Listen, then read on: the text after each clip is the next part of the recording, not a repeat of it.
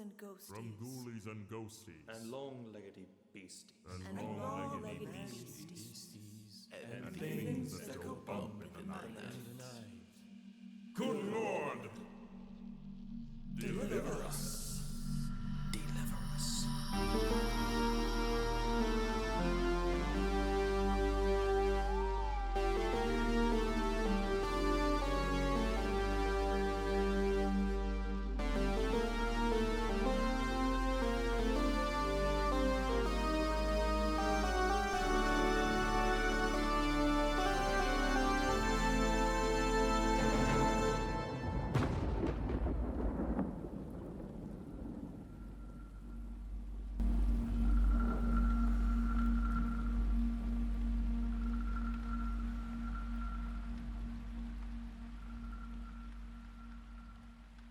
Good evening, my spooks and spookcats. Count Drahoon here with yet another segment of Interviewed by a Vampire. I am joined this evening by a legend, and I say legend because, well, he's not just an actor.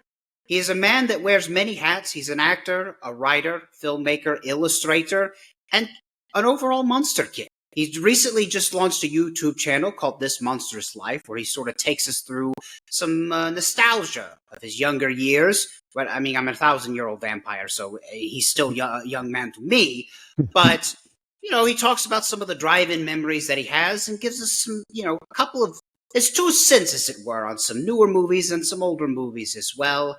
But this is a man who's done quite a bit. You may know him from my personal favorite rock and roll horror film, Black Roses. He's also an illustrator and a screenwriter in his own right. Ladies and gentlemen, give it up for my guest, who, by the way, if he decided to ever write his own theme song, I think that you could probably make a really good one set to the tune of James Dean by the Eagles. Frank Dietz, ladies and gentlemen. Hey, hi. Hello, everyone out there in TV land, as we used to say. Or it's still the same land. I just think that they rebranded and called it Internet Land. But Yeah, exactly. Yeah. So, Frank, right off the bat, because I feel like a lot of folks ask you questions about Black Roses, which they should, because it's a phenomenal film, one of the hallmarks of 80s horror. But I was thinking about you the other day because I host a monthly countdown show here in Tennessee, and we talk about all kinds of different movies.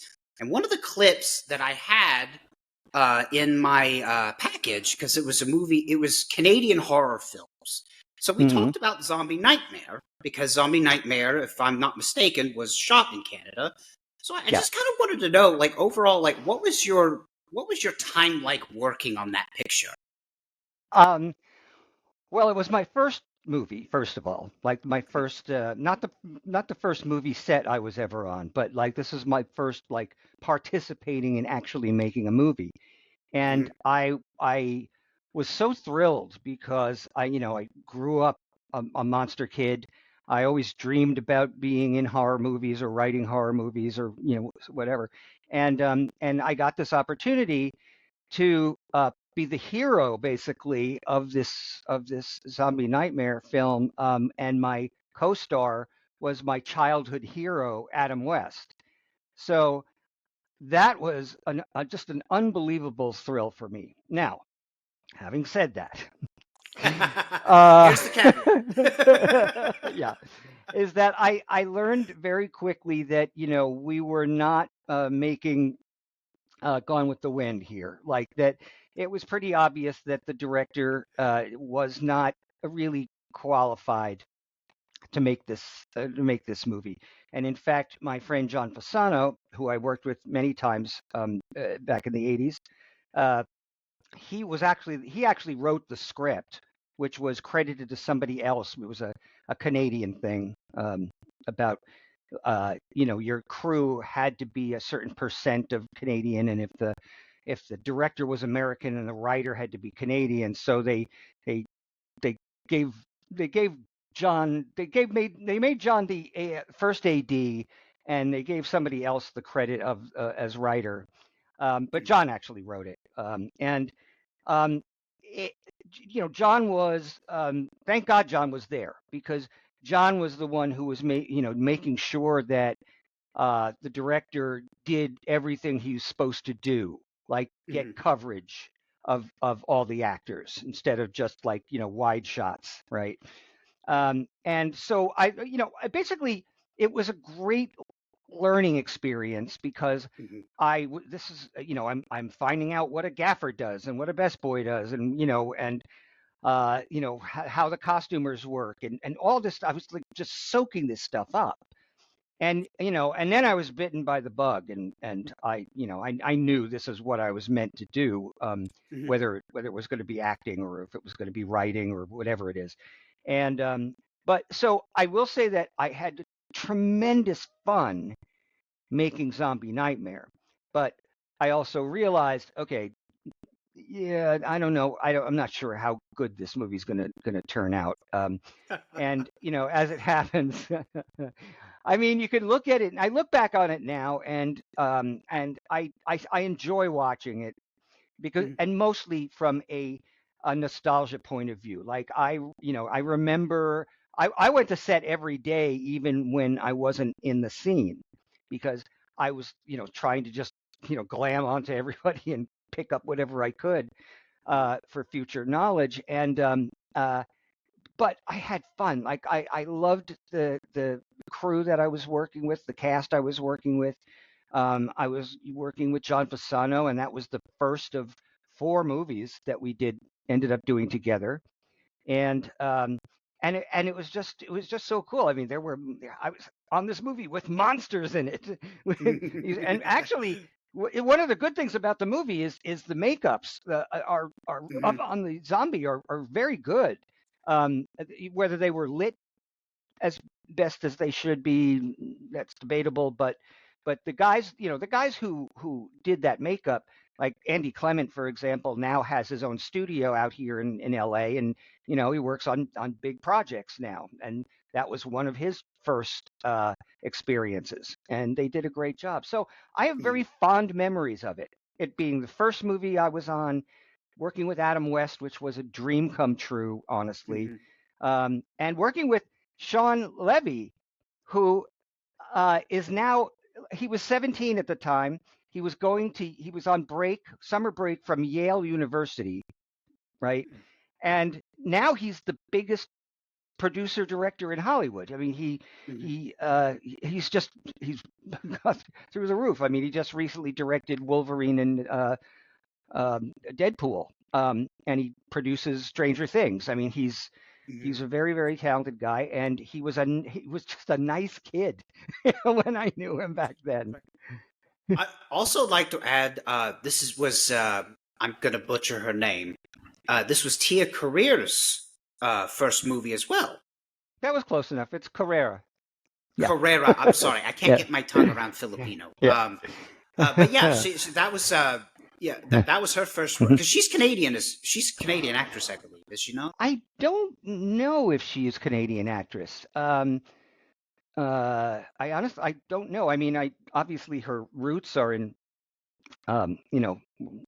wherever she comes from, Hawaii or wherever. But I don't really remember if she was actually Canadian. I mean, Adam West was Canadian, and right, okay, and Sean was Canadian, and so there was enough of the Canadian population in there that would satisfy the Canadian Film Board. So yeah, right. Yes. I know, and she was tax credit very nice. Thing.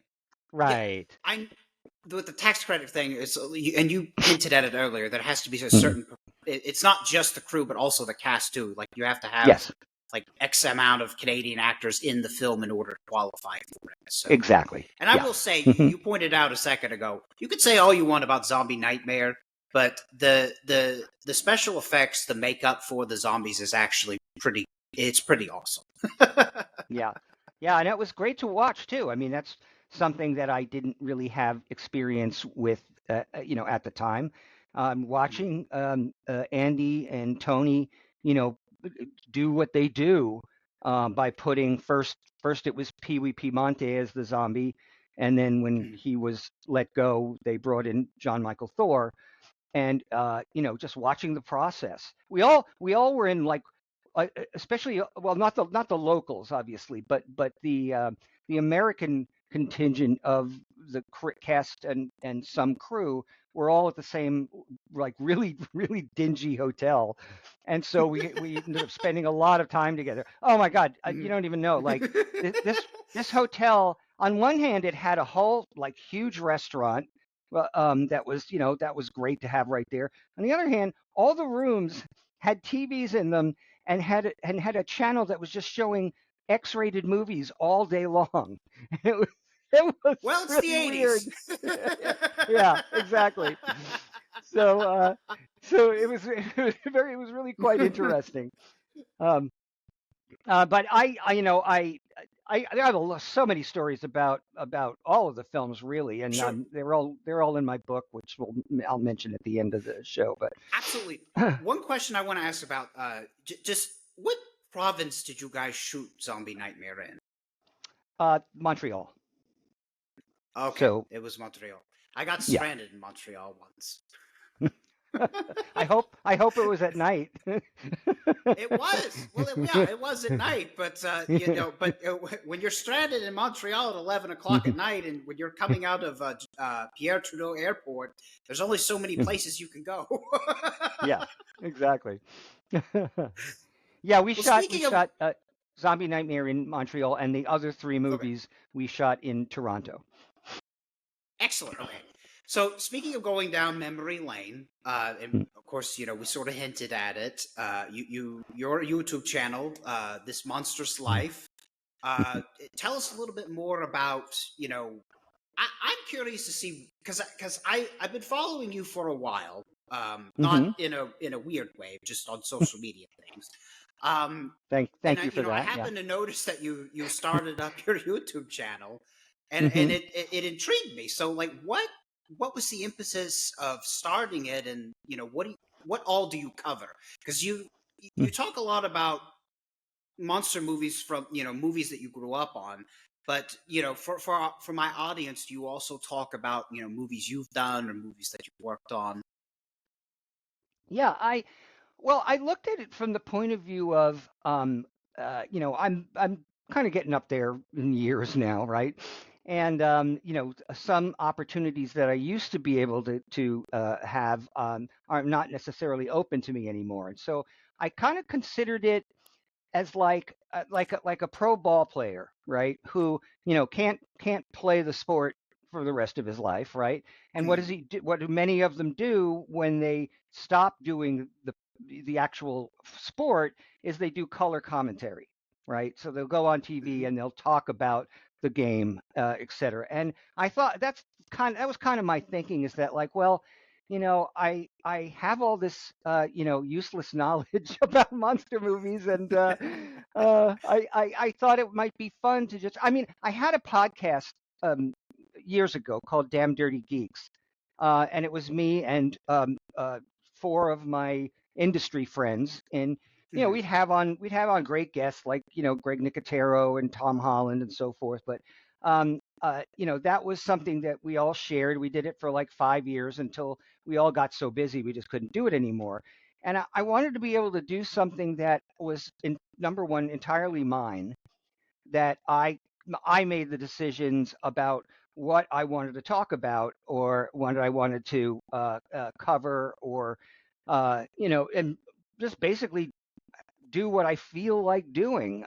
And I've always enjoyed talking with like if I did conventions, like talking with fans and talking and end up, at the bar talking about the movie Frogs for an hour. You know what I mean? Like, I just and I and just listened so, to that episode before we went on, oh, you so did? Okay, yeah, to good. recap. Yeah, right, because it should have been called Toads, right?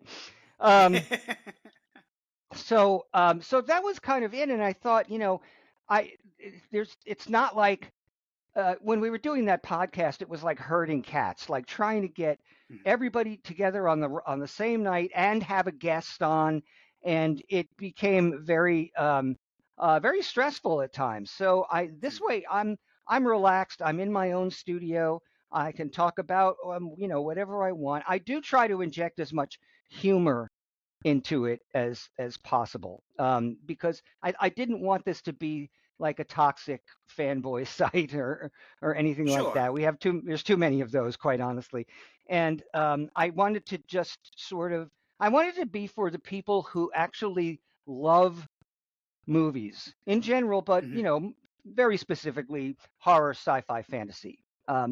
And because that's what I love to talk about the most. So this seemed like it was an easy kind of thing to set up. I learned that it's a lot more work than I thought it was going to be, but it's okay. I'm good with it. I'm actually having an absolute blast doing this. I think That's it's all that so much matters. fun. Yeah, exactly. Yeah. That's all that matters. Um, yeah.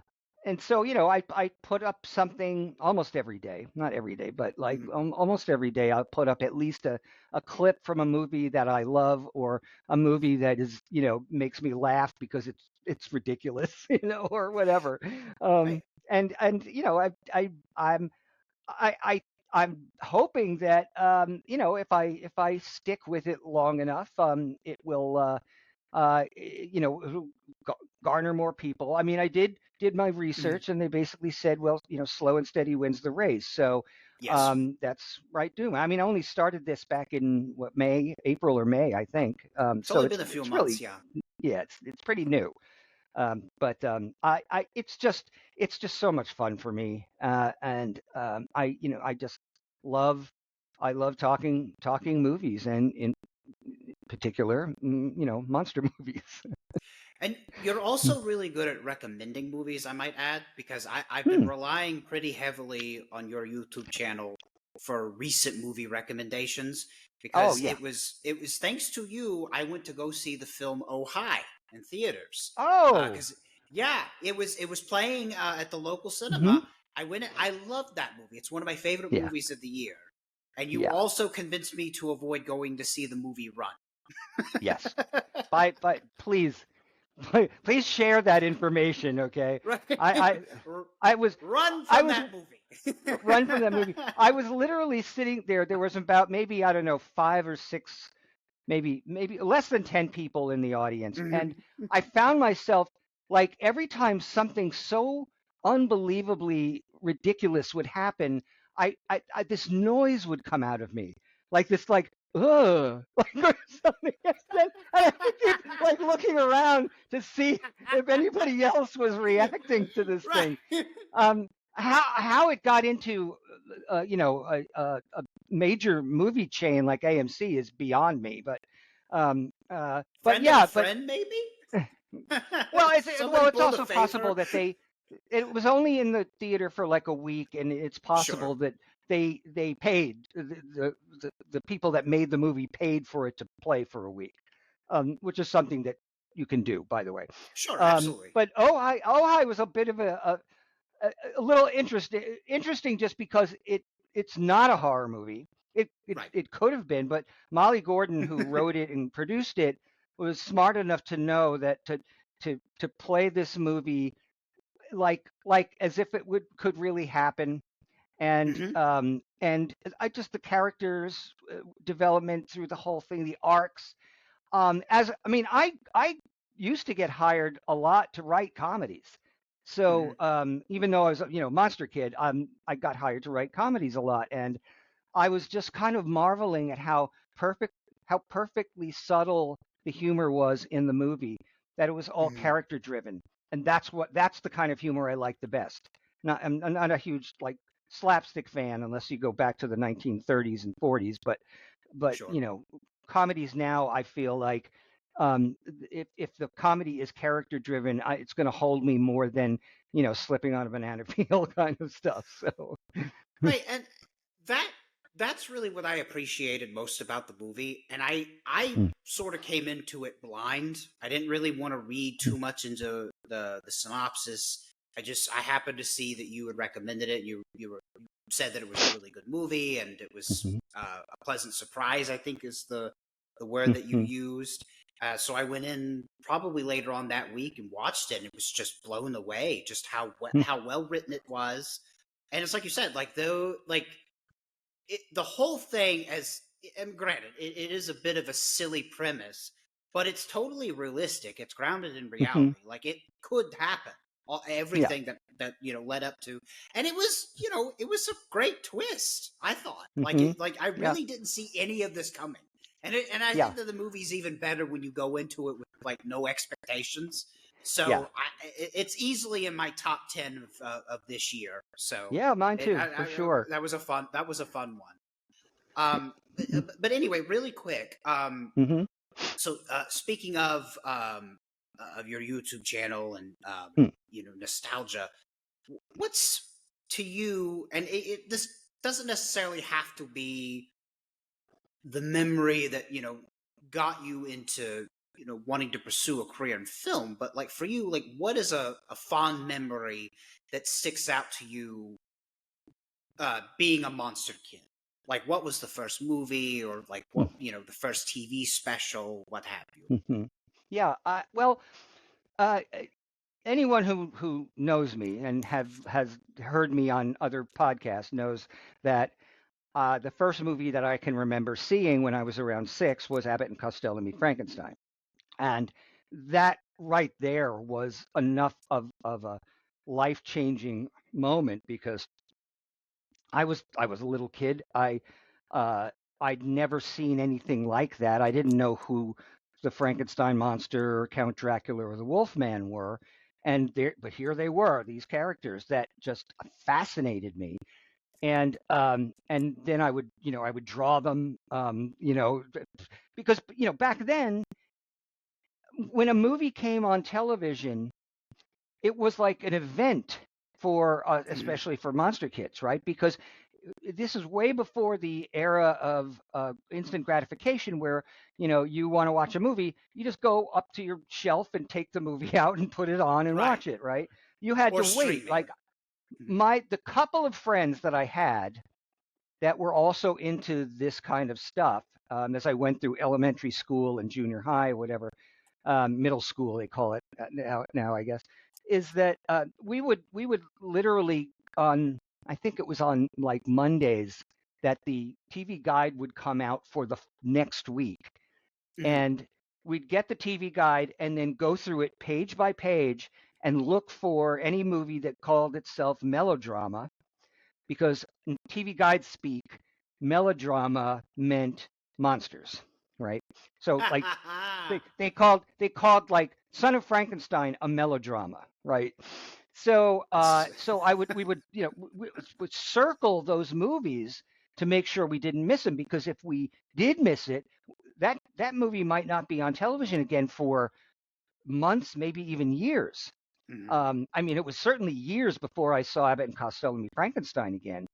And But I held it, in my brain Mhm. and in my heart that whole time. So to this day, that is still my favorite movie for many reasons. I could do 3 hours on that movie alone. But there was that, and then the discovery of Forey Ackerman's famous Monsters of Filmland magazine, which is where I first saw photos, like behind the scenes photos of Mhm. things like Jack Pierce making up Lon Chaney Jr. as the Wolfman, or Ray Harryhausen animating the dragon from Seventh Voyage of Sinbad, and seeing these photos, it was a revelation. It was like, oh my God, like people grow up and do this for a living. Mhm. That is that's amazing, right? Yeah. And that's those are the things that sort of kicked it off for me, and that love of the genre. I was just it's in my I'm wired that way. Yeah. That's the kind of stuff that appealed to me the most. So and as time went by, obviously I discovered there are other kinds of movies to watch, really really good movies, right? Your Mhm. dramas, your westerns, et cetera, comedies. Um, but that that love of the the weird and the strange and so forth was always the thing that most intrigued me. And I think maybe it might be just because unlike unlike say westerns, or straight dramas, or uh, uh, you know there's the genres of sci-fi and horror are the ones that seem to utilize the most creative depths of imagination. Yes. A- And I think that's also because I was also, a budding artist. So Mhm. all of this stuff, I was just born for this. Well, I really feel like I was.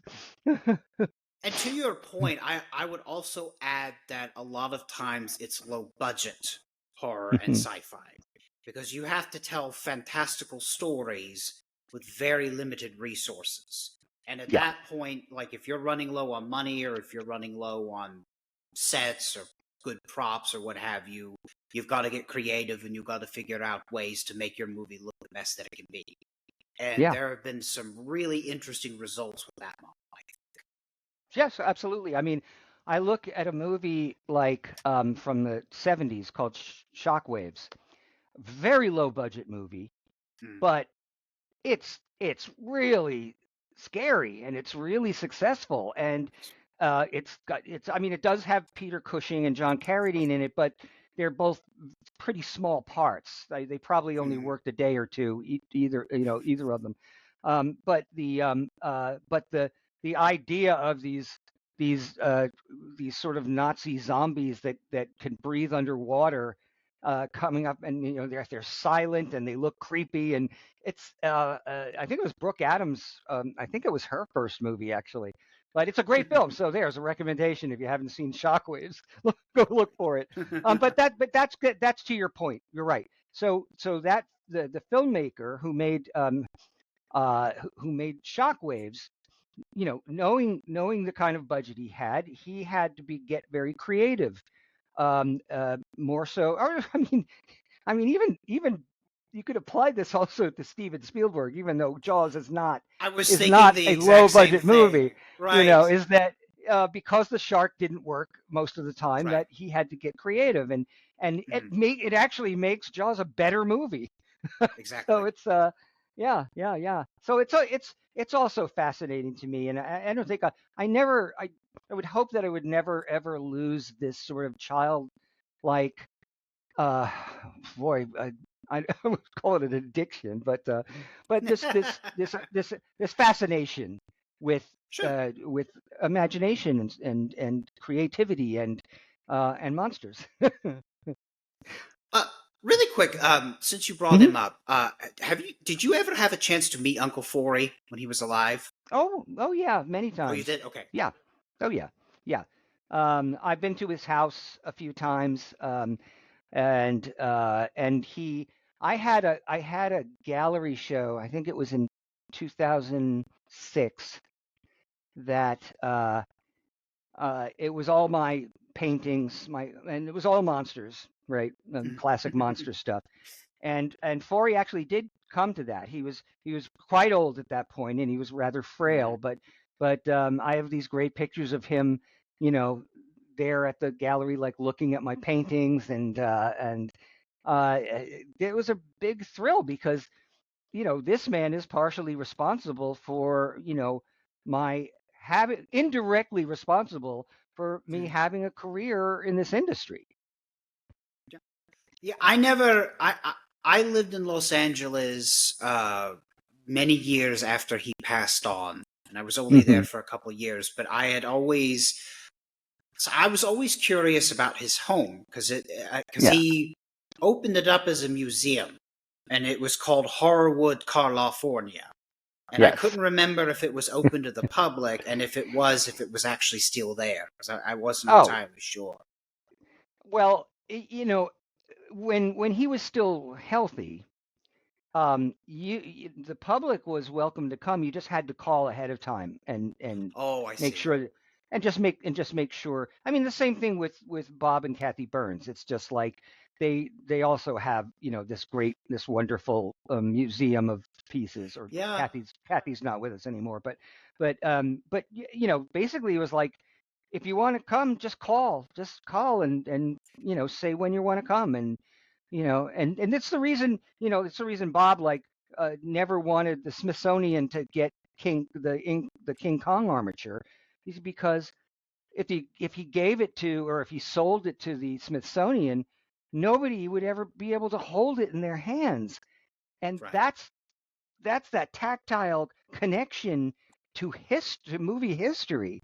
You know, if Mhm. it went to the Smithsonian, it would be put behind glass, and you wouldn't be able to touch it or even get all that close to it. So, you know, that was a noble effort on the parts of Bob and Kathy and on Forey Ackerman.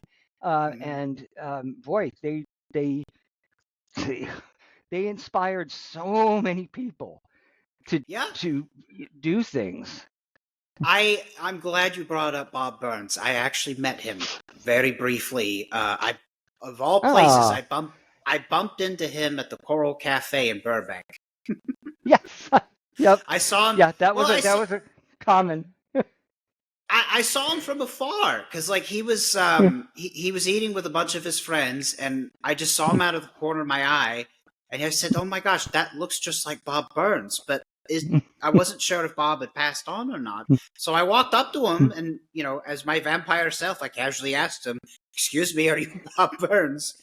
Apparently, I'm not the scariest thing he's ever seen because he didn't bat an eyelash, but he did confirm that it was him. So he was a Yeah. very lovely man. I'm glad I got to meet Yeah. him. Yeah. Bob is still with us. He's lives at a facility that specializes. You got to realize the guy is over 80 years old now. Oh And yeah, he's, you know, so this facility that he stays at, that he lives at now, is specializes in memory loss and so forth. But mm, we take him out to the Coral Cafe or the Smokehouse every once in a while, just nice. to get him out, and you know, it's incredible that you know, he's got his good days and his bad days, you know, and but when he has a good day, he'll tell a story like he told it 40 years ago, and Yeah, it'll be just as funny and just as, you know, interesting as it always was. yeah. So, yeah, Bob's a I treasure. was very lucky. I was very lucky because I actually bought a house in Burbank that was literally around the corner from Bob and Kathy's house. So I spent a Oh lot great. of time with them. Yeah, so I love them. Honestly, they were almost like second parents to me. So and you know, and Forey I didn't know as well as Bob and Kathy, but I knew him well enough to, you know, to say that, yeah, I know who he is. He knows who I am. You know, it's Sure. and again, you know, owe those people so much in the, you know, looking back. I envy you. A monstrous life indeed, but like a good kind of Mhm. monstrous. Yeah. Oh yeah, I've been very blessed. You know, the people that have come into my life because of my, you know, being part of this industry and part of the horror community. I was dear friends with Kevin McCarthy from Invasion of the Body Snatchers, and dear friends with Anne Francis from Forbidden Planet. I mean, a lot of these people were just uh, I came to know and love them dearly. And Adam West and I stayed friends for years after we made Zombie Nightmare. He was Okay, such a funny man. I'm glad to hear that. I was a little worried about asking you about Zombie Nightmare only because that old cliche, sometimes you don't meet your heroes. But I'm Right? Yeah. glad that you had a pleasant experience with Adam West because I'm also a fan of Adam West. Yeah. Because I have a Yeah. lot of fond memories watching the '60s Batman and all that good stuff. So the Well, we most were afraid. profound. I was going to say we were afraid to bring up Batman when, you know, when he Oh, got to set. And so, you know, I at first I just talked to him about, like, he was in Robinson Crusoe on Mars, a George Powell movie, love that movie. uh, and he was in an episode of The Outer Limits called Invisible Enemy, where he was on a planet that had sand sharks, and you know, he was so happy to talk about those things, but everyone was just like, maybe we shouldn't talk about Batman. What if he has bad memories about it or whatever?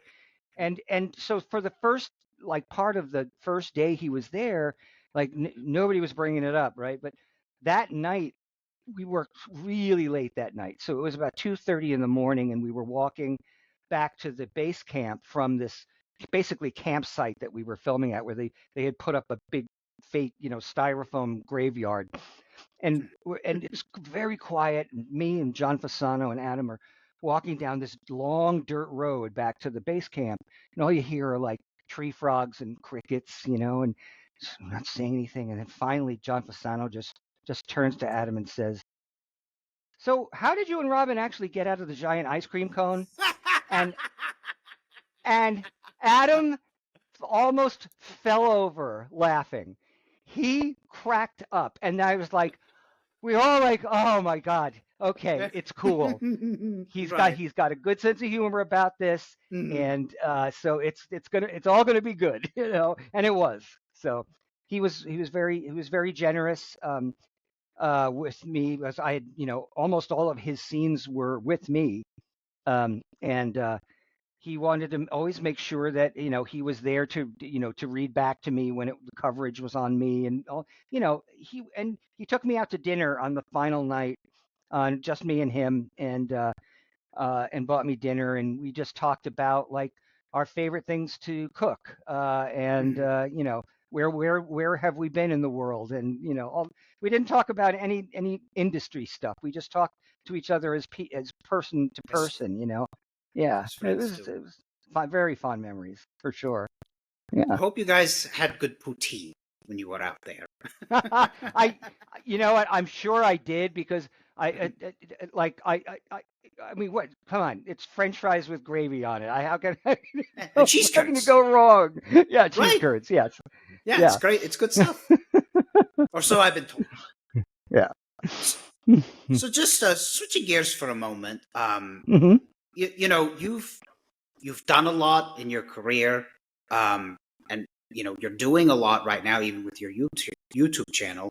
I was just kind of curious. Outside of the channel, is there anything that you're working on? Anything that because I know sometimes with screenwriters, those pesky NDAs get in the way of a good story. But I am genuinely curious. If there's anything you're working on that you want to share with us today.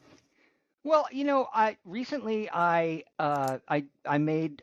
did some acting again, which I hadn't done since The Lost Skeleton Returns again, and that was, what was that, 2016 or something like that, right? Mm, And but recently I took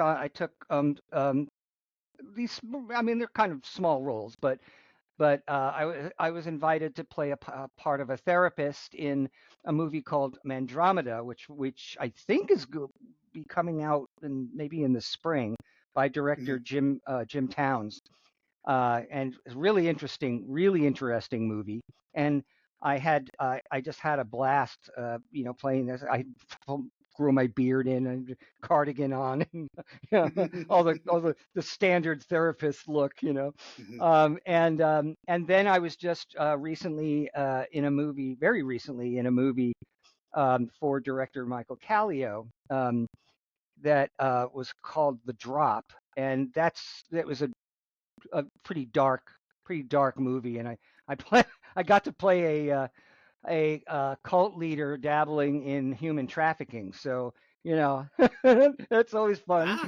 Wow. Yeah, and yeah, like I said, they weren't big roles, but it was just really fun to sort of get my feet wet again, and be on set, as an actor again, and so there's that, and I've been developing a relationship with the new Anchor Bay.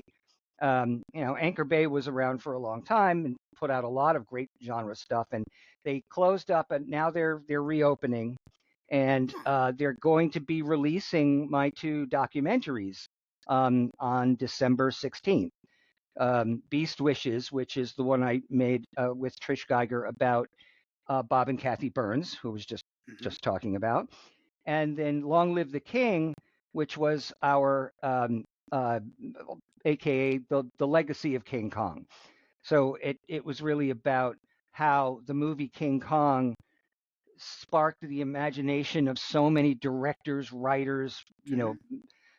filmmakers, even comedians. So that was the jumping off point for me, because I didn't want to just make like here's a making of the movie King Kong. Well, that's been done. But Sure. when I realized how many people talked about watching King Kong on Thanksgiving Day, all right, or saw it on the $1 Million Movie, and we gathered all these people together to talk about that, like Joe Dante and Doug Jones and like, well, obviously Bob Burns, but Mhm. people like that, Greg Nicotero, Dana Gould, the comedian, who's very very funny. And so those movies were never released on Blu-ray before. They were only released on DVD. So now we gathered up some new extras for it, and they'll be coming out on Blu-ray through the new Anchor Bay. I think that the pre-sale might have even started on Amazon. I'm not sure yet. I'm not positive yet, Wow. but there's a lot of people that'll be very excited about this because for years since especially Beast Wishes, um, people that knew Bob and Kathy, or just wish they had met Bob and Kathy, that they loved this thing, and they were like, "Aren't you ever going to do a Blu-ray?" And I didn't think we would until I was approached by Anchor Bay, and so now they're coming out, and I'm very excited about that. It's going to sort of put those films that we, by the way, we won lots of awards for, both of them, Mhm. and put them out there again and have people rediscover them. So yeah, and working with Anchor Bay, we are talking about actually making some. I have a few scripts that have almost been made in the past. Sure. Um, cut, sometimes COVID. COVID definitely knocked one out of the running, and another one, an investor at the last minute chickened out. So, but I think it might finally be able to get made with Anchor Bay. So I'm hoping for that. I'm very Yeah. very cautiously optimistic because you have to be in this business. But I do think that Anchor Bay is going to make a nice comeback, and I'm very happy to be part of that. So. It's fascinating that you brought that up. It it feels like they're like Anchor Bay, and it feels like there's a couple of others in the last 5 to 10 years or so that went out of business for one reason or another, and all of a sudden they sort of resurged out of nowhere. Like Anchor Hmm. Bay is one, and I believe Hammer Studios came Yes. back, and they're Hmm. trying to over in England. They're trying to. Well, they're not exactly trying to. Well, no, I take that back. Amicus is back. Right, Amicus is back. Yeah, I know the guy that's running the new Amicus. I've met him quite a few times when he was visiting here, and he's a pretty good filmmaker, Hmm. on his own. So um, I wish them all the luck. I mean, I really hope that Sure. they are able to, because any kind of project in the film industry is essentially a house of cards. So you could be putting this project together and you get all the way up, and all it takes is one little bink, one card out from the bottom, and it Right. all falls, right? So So I've heard. yeah.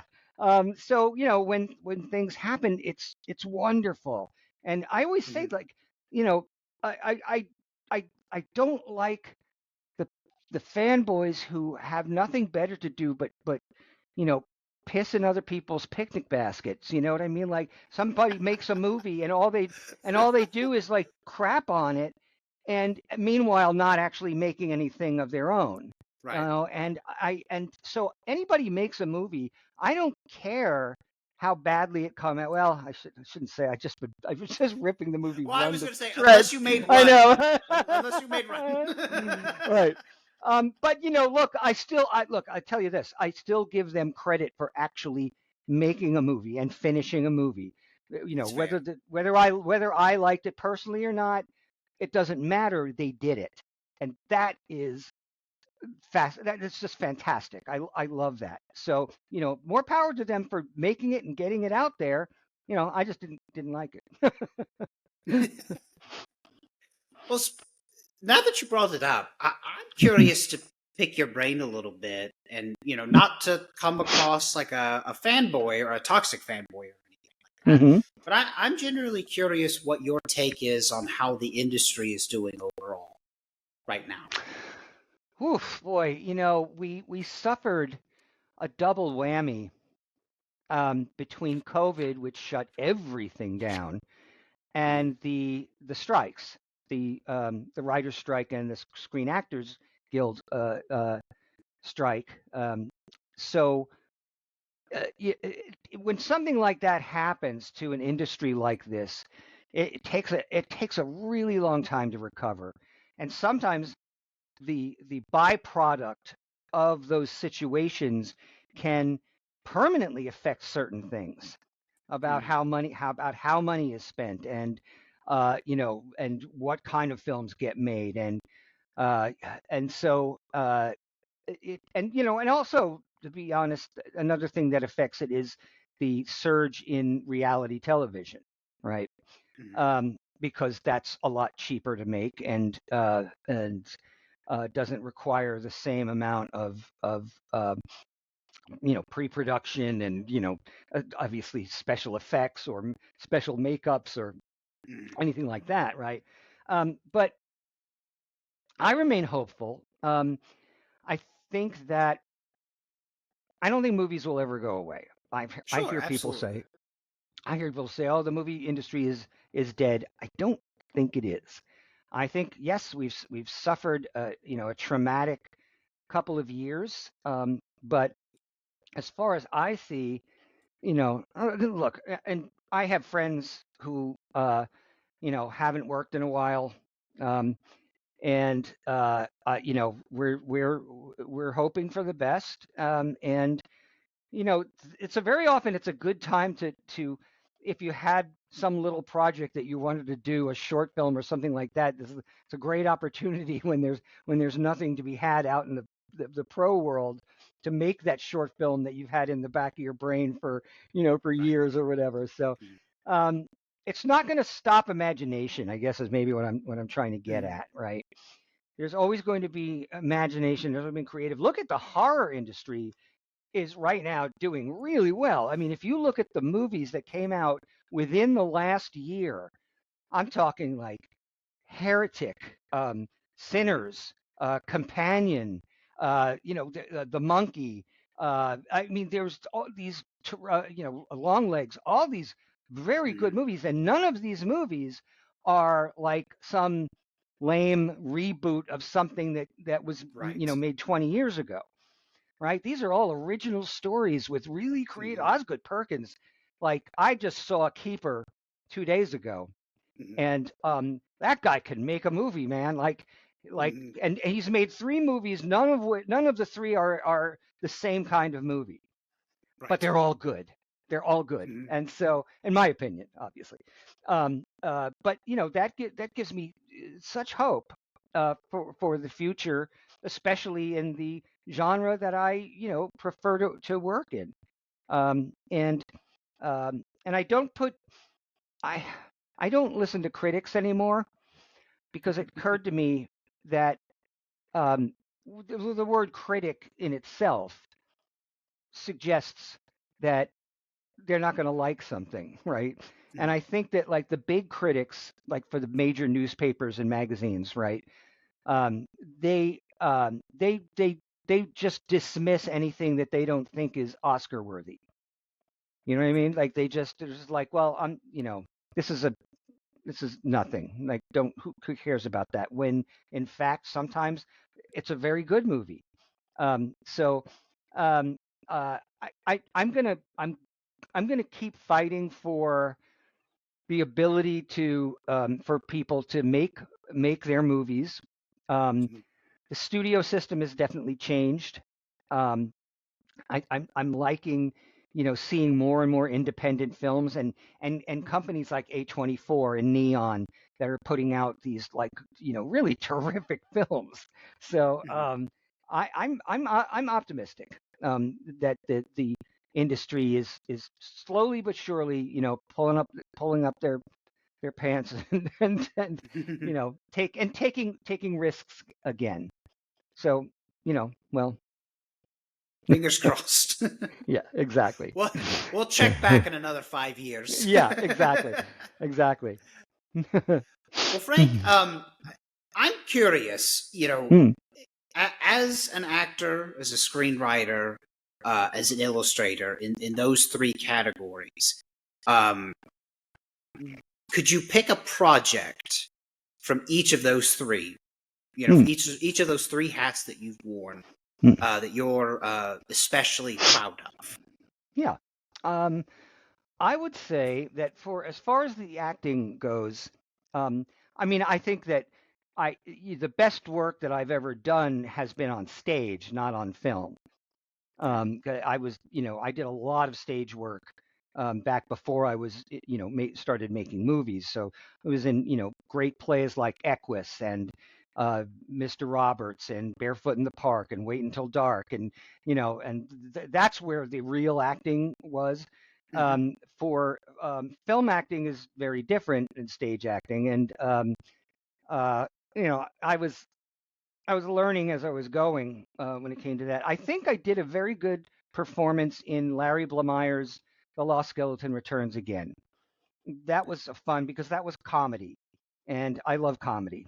Um, I got to work with a great bunch of people that were basically Larry's ensemble group of actors that he used in all of his films.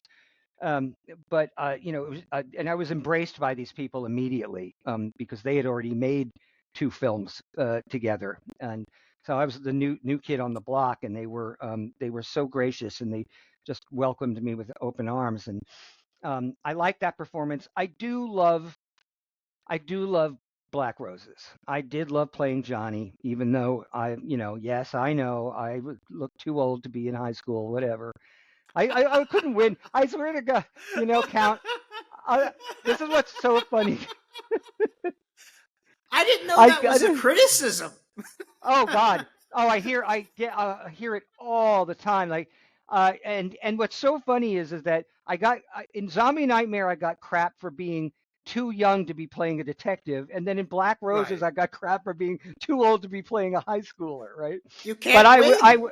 I know. But I was actually 27, or maybe just about to turn 27 when we did Black Roses, and I was playing 17. So yeah, and they don't want to cast.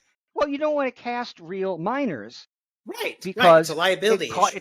it there's all kinds of costs that come with that. The amount of Hmm. hours you're allowed to work. You have to have a teacher on set Hmm. all the time as well, and so if you can find people that can at least somewhat pass for Hmm. younger, you definitely want to go that route, um so yeah, I mean, those two films, I definitely like my performances in. I haven't done anything where I was embarrassed by my performance, so I think I'm okay there.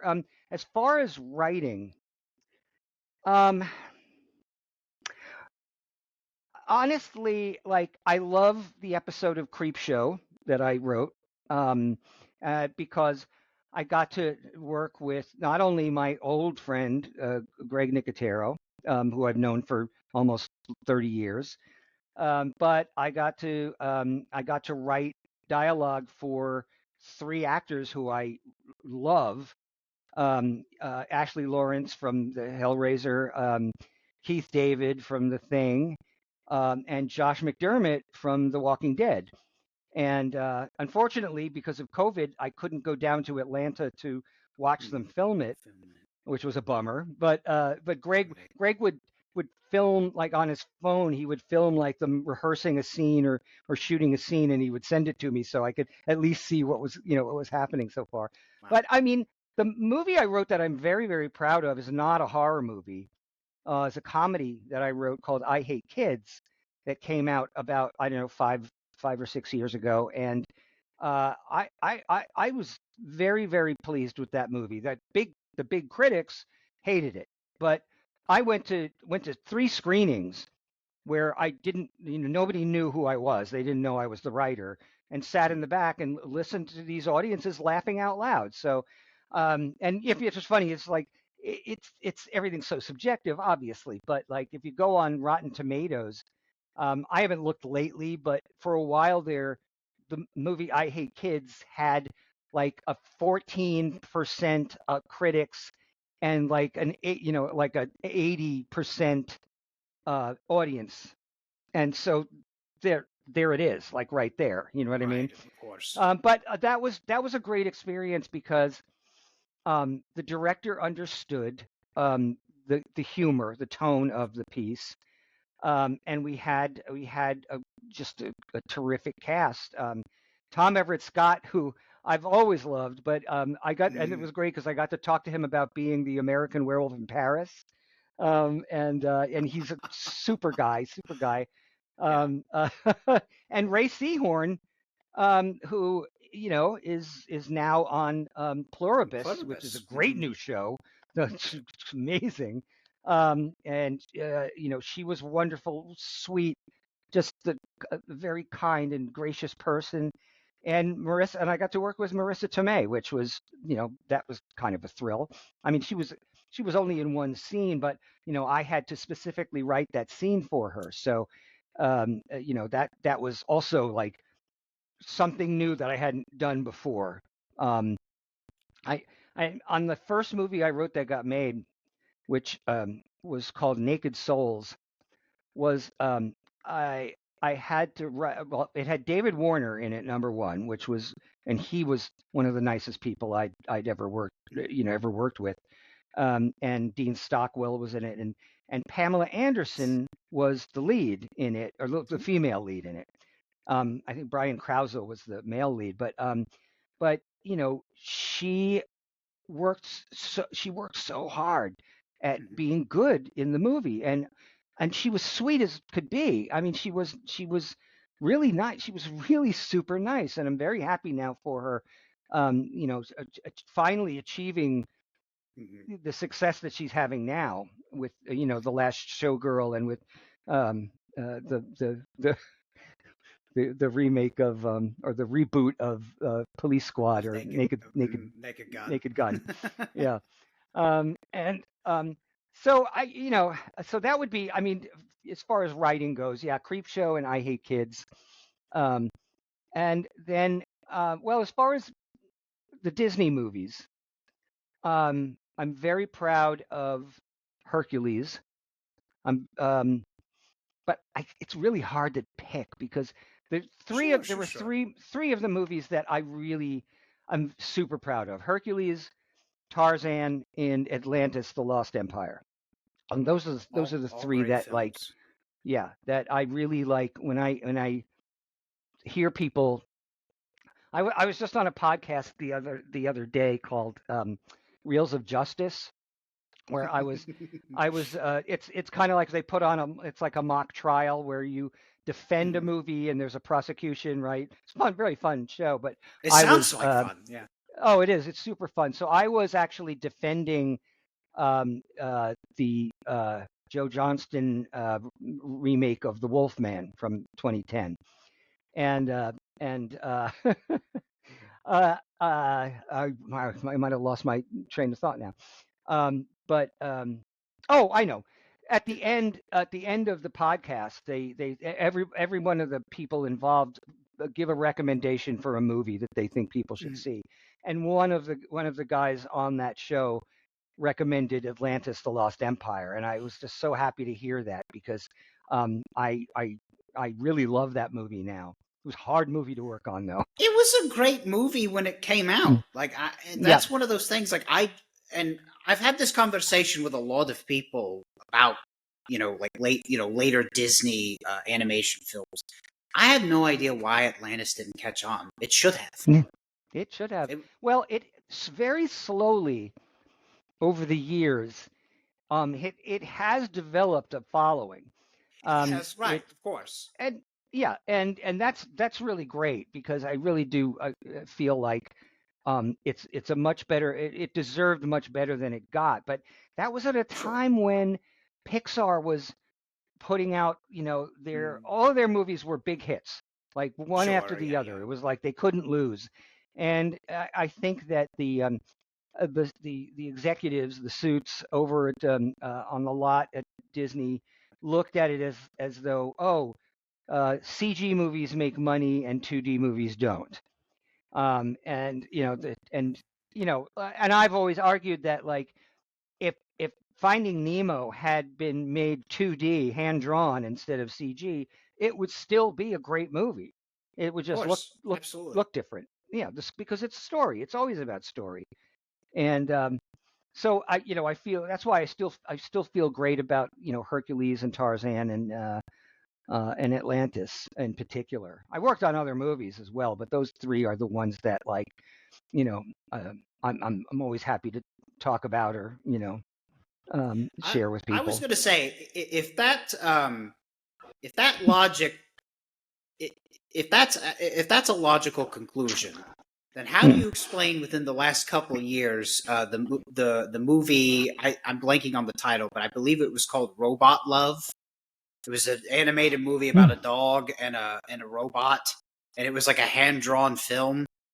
Hmm. Like that movie, I'm pretty sure that, like, at least per capita, Oh. it did better. It did better than Disney's Wish, which was Hmm. CG. Yeah. Well, I mean, eventually, even Pixar, put out a couple of clunkers. So Sure, it really does come down to story, it and absolutely it'll 100%. always come down to story. And so I, I I'm very happy that I had the opportunity to work on those movies. Um, and beyond Disney, I still did some animation work after that, like Mary Poppins Returns. I worked on after, long after I was gone from actual Disney, but and some other things as well. But nowadays, there's very little 2D work anymore, and so I don't even pursue it really anymore because I Sure, have sure. other things. I have other ways to spend my time, basically, right? Yeah, you're spending it with a vampire on a Wednesday afternoon. Exactly. Yes. I hope your blinds are closed, Count. Oh yeah, no, no, no. We're in my mystery radio station. So I'm Ah, all good. Okay. yeah, yeah. The noir black and white is protecting me from the harmful rays of the sun. Uh, Excellent. Good. I don't well, want to let me have to ask you worry that. about you, dude. No, no, no worries whatsoever, Frank. And look, they get the folks at Kings of Horror. They've got some special sunscreen for me every time I have to go out and make appearances. So it's all good. Oh, that's good. That's good. So, Yeah. what's the biggest advice that you would give to a budding actor or a budding screenwriter nowadays? Um, Number one, do your homework. Like, don't assume, like for screenwriters in particular, right? Um, Make sure that you understand the craft that you are engaging because you can't become a great screenwriter just because you watch a lot of movies. Mhm. Find out what the skill set is. Read books. I read when I started to do this, when I was determined to actually work as a screenwriter in this town. I read every book that was available to me about screenwriting, and some good ones and even though they're old books, I mean, I think that they still are very valid. Um, there's a screenplay. I'm going to blank on the name of the guy who wrote it.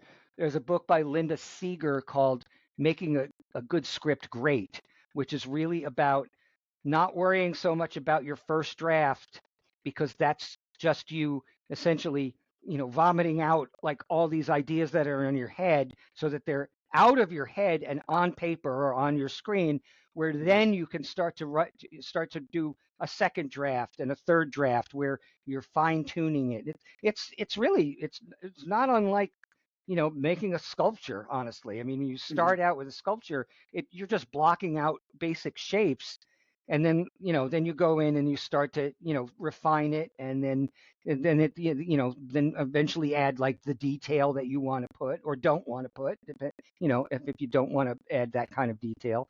But you can't work it out. I was at a film festival very recently in St. George, Utah, a horror film festival, and one of the filmmakers there was asking me some questions like this, and he said that he was stuck on the first draft, and that he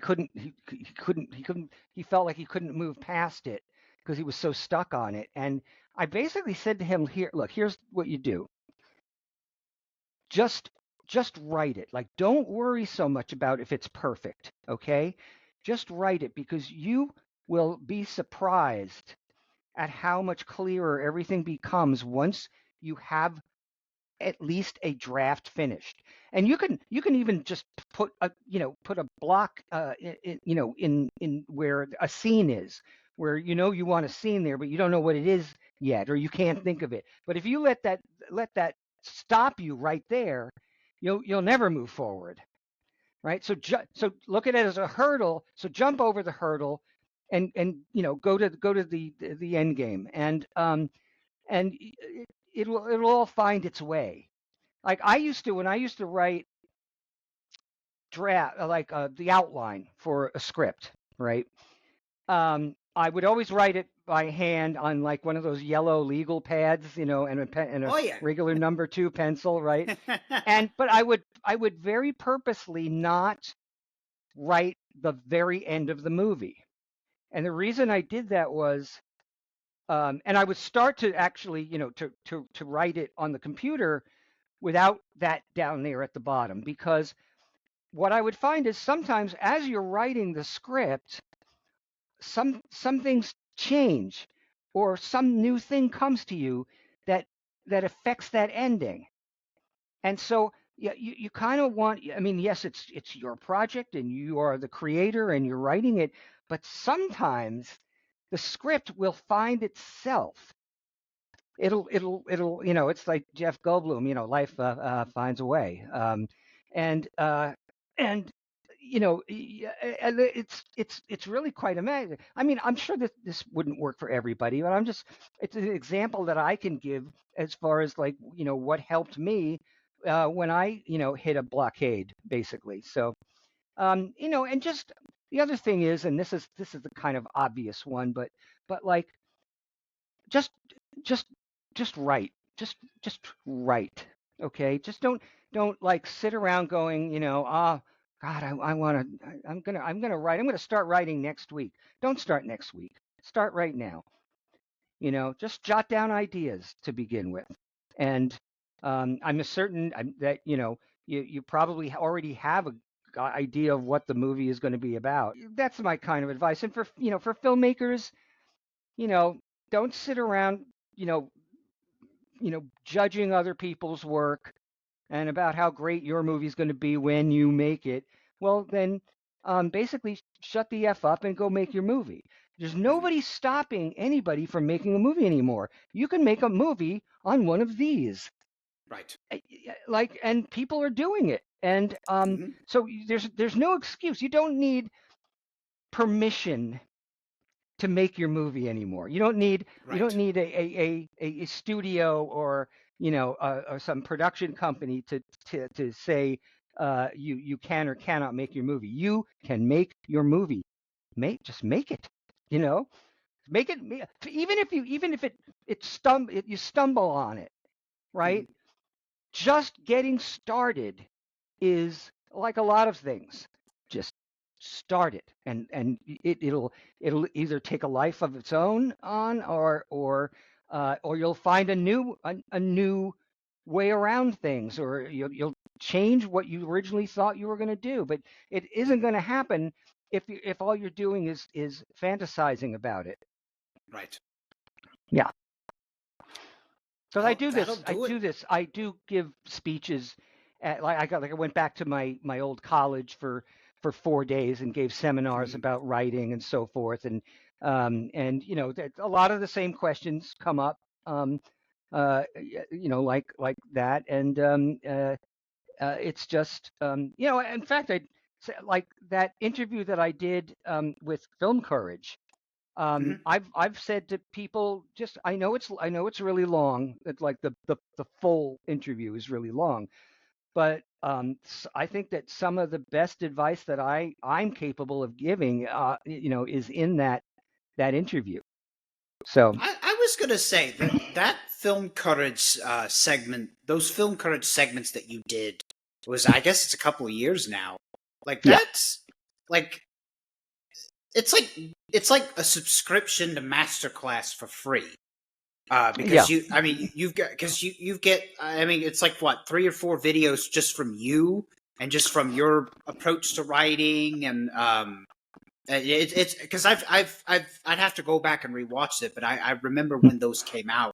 I watched those several years ago, and they were really instructive. They were every bit as instructive as uh, as um, as any screenwriting book that you'll get, for hmm sure. I mean, it's all just based on my experiences as a screenwriter, and and I have enough. I had enough movies made and enough movies that didn't get made to. I feel like I've got that pedigree that I can speak about these things with some certainty and knowledge. So I'm you know some people may not agree with what I think, but I can only talk from my own experience and my own opinions about how what Right. worked, what didn't work. Hmm. What kind of war stories, the things that you thought were going to be great and then didn't work out so great. Had those too, So I think that that's the best kind of advice video you could make. It's just it basically just telling a story of, hey, this is the project I was attached to. This is what I did. This is how it worked. But your results may vary because Yeah, we're all exactly. different, and Yep. so it's just like you said. Like some things will work for you, but maybe not necessarily for someone else. So, and I think Yeah. that's a great attitude to have. hmm Yeah. So speaking of advice, Mm. we kind of touched on it way early on in the interview, but time has flown and we've just been having a really good time. But is some of this advice that you have mentioned? You mentioned that you wrote a book. So Yes. is this more of a memoir, or is this more of how to write a really cool screenplay or a N- neat screen? Well, However the kids say it. yeah, it's a memoir, and it came about because I at certain conventions that I would appear at, like sometimes they would show one of my movies, and I would do a running commentary, like as the movie is screening, right, and talk about the funny things that happened, the things that went wrong, and so forth, and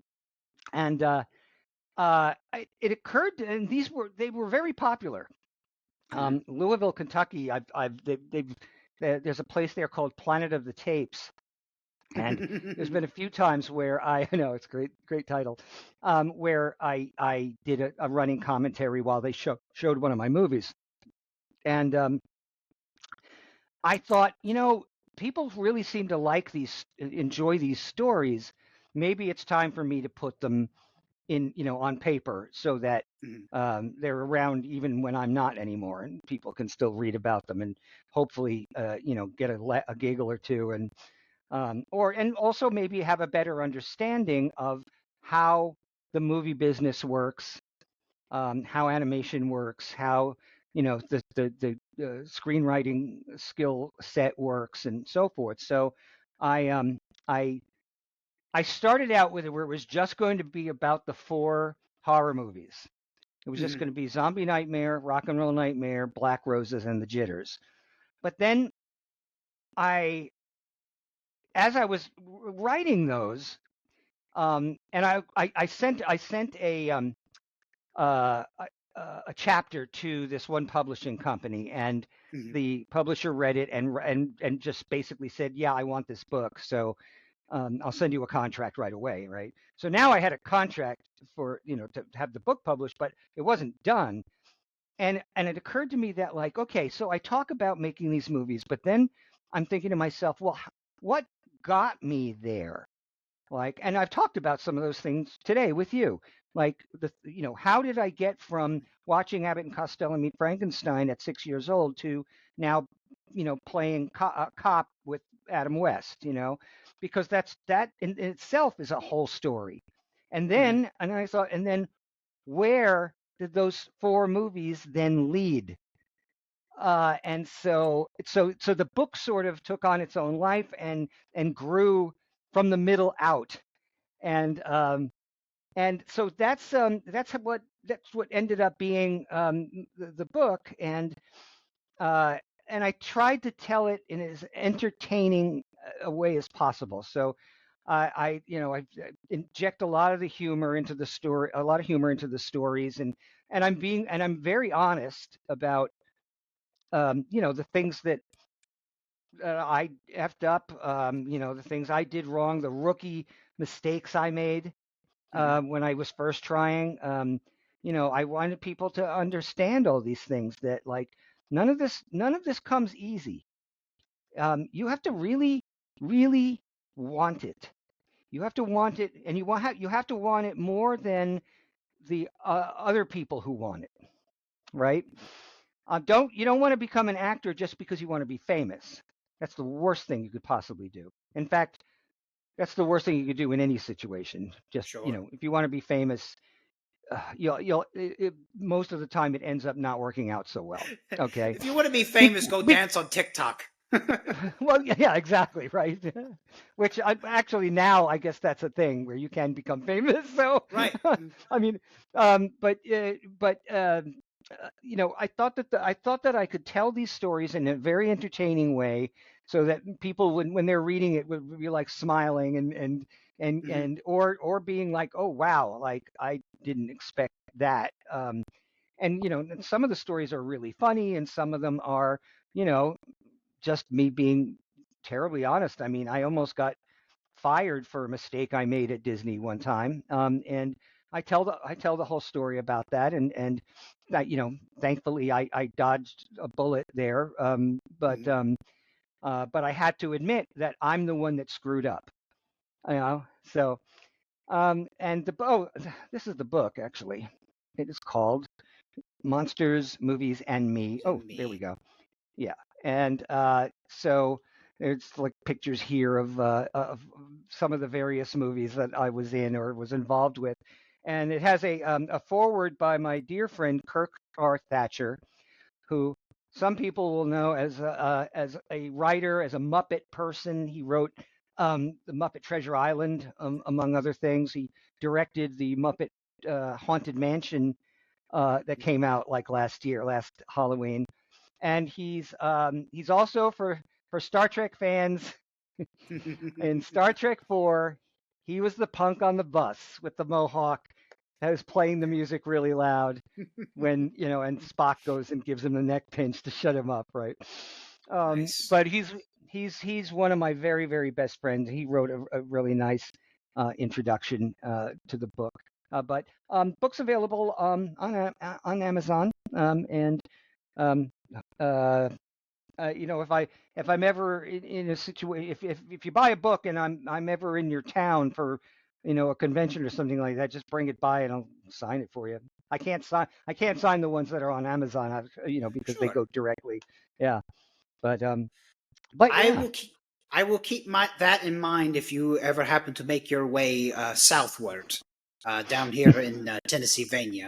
So, Mm, we're wrapping up here okay. for the initial interview. Mm-hmm. But Spooks and Spookettes, Frank is actually going to be joining us for the patrons only lightning round. My friend John Brennan has. I have got to do a better job of remembering what he has changed the name. It's Count Drahoon's Count Countdown of Doom or something like that for the lightning round questions. So we're going to go with that. Okay. But yes, but so for links for your book and just for news updates about what's going on in the life of Frank Dietz, where do we go to follow you? Well, you can certainly go to my new YouTube channel, This Monstrous Life, and I am also on I'm on Facebook and Instagram, and I think I'm just Frank Dietz on Facebook, and I think I'm the Frank Dietz on Instagram. But those are the three social medias that I use the most, especially now with the YouTube channel, because I put something up there, like I said, almost every day. In fact, when we're done today, Count, I'll put something new up as well. Great. Yeah. So yeah. I'll have to check out you put something up about Valley of Gwangi. So Yes. I'm gonna check that out when we get offline. But anyway, Frank, thank you so much for your time, for Oh, sitting down with us, and of course on Instagram you are at the Frank Dietz, because there's only one yes. Frank Dietz, and he was That's here, and I right. can't thank you enough. Oh, that was my pleasure, sir. Yeah, and also you have an invitation anytime you want to come back on the show. Next time we'll Oh, just shoot the breeze and just talk. We'll just talk all about movies. yeah. Completely I unstructured talk that will probably take at least a week to get done. But I would actually love that. So yeah, I'll be taking you up on that, Count. you got it. And thank you, Spooks and Spookettes, for watching. And like I said, we're gonna tune over. If you haven't already, be sure to become a patron of Kings of Horror, where you can watch this next round of questions that I'm gonna ask Frank. But until then, stay tuned. Thanks again for watching, and always remember that as far as things go, when things go bump in the night, there are such things. From ghoulies and ghosties. From ghoulies and ghosties. And long-leggedy beasties. And and long-legged long-legged beasties. beasties. And things that go bump in the night. Good Lord! Deliver us.